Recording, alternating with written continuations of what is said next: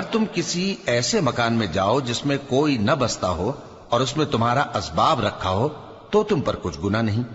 اور جو کچھ تم ظاہر کرتے ہو اور جو پوشیدہ کرتے ہو اللہ کو سب معلوم ہے۔ مومن مردوں سے کہہ دو کہ اپنی نظریں نیچی رکھا کریں اور اپنی شرمگاہوں کی حفاظت کیا کریں، یہ ان کے لیے بڑی پاکیزگی کی بات ہے، اور جو کام یہ کرتے ہیں اللہ ان سے خبردار ہے۔ اور مومن عورتوں سے کہہ دو کہ وہ بھی اپنی نگاہیں نیچی رکھا کریں اور اپنی شرمگاہوں کی حفاظت کیا کریں، اور اپنی آرائش یعنی زیور کے مقامات کو ظاہر نہ ہونے دیا کریں مگر جو اس میں سے کھلا رہتا ہو، اور اپنے سینوں پر اوڑھنیاں اوڑھے رہا کریں، اور اپنے خاوند اور باپ اور خسر اور بیٹوں اور خاوند کے بیٹوں اور بھائیوں اور بھتیجوں اور بھانجوں اور اپنی جیسی مومن عورتوں اور لونڈی غلاموں کے سوا نیز ان خدام کے جو عورتوں کی خواہش نہ رکھیں، یا ایسے لڑکوں کے جو عورتوں کے پردے کی چیزوں سے واقف نہ ہوں، غرض ان لوگوں کے سوا کسی پر اپنی زینت اور سنگھار کے مقامات کو ظاہر نہ ہونے دیں،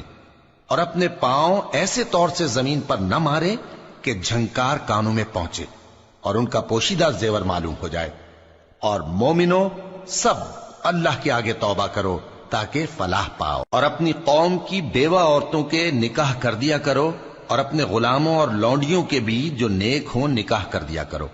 اگر وہ مفلس ہوں گے تو اللہ ان کو اپنے فضل سے غنی کر دے گا، اور اللہ بہت وسعت والا ہے، سب کچھ جاننے والا ہے۔ اور جن کو بیاہ کا مقدور نہ ہو وہ پاک دامنی کو اختیار کیے رہیں یہاں تک کہ اللہ ان کو اپنے فضل سے غنی کر دے۔ اور جو غلام تم سے مکاتبت یعنی مال دے کر پروانہ آزادی کی تحریر چاہیں، اگر تم ان میں صلاحیت اور نیکی پاؤ تو ان سے مکاتبت کر لو، اور اللہ نے جو مال تم کو بخشا ہے اس میں سے ان کو بھی دو۔ اور اپنی باندیوں کو اگر وہ پاک دامن رہنا چاہیں تو دنیاوی زندگی کے فوائد حاصل کرنے کے لیے بدکاری پر مجبور نہ کرنا، اور جو ان کو مجبور کرے گا تو ان بیچاریوں کے مجبور کیے جانے کے بعد اللہ بخشنے والا ہے، مہربان ہے۔ اور ہم نے تمہاری طرف روشن آیتیں نازل کی ہیں، اور جو لوگ تم سے پہلے گزر چکے ہیں ان کی خبریں اور پرہیزگاروں کے لیے نصیحت۔ اللہ آسمانوں اور زمین کا نور ہے، اس کے نور کی مثال ایسی ہے کہ گویا ایک طاق ہے جس میں ایک چراغ ہے، اور چراغ ایک قندیل میں ہے، اور قندیل ایسی صاف شفاف ہے کہ گویا موتی کا سا چمکتا ہوا تارا ہے۔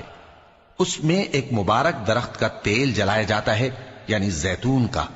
کہ نہ مشرق کی طرف ہے نہ مغرب کی طرف۔ ایسا معلوم ہوتا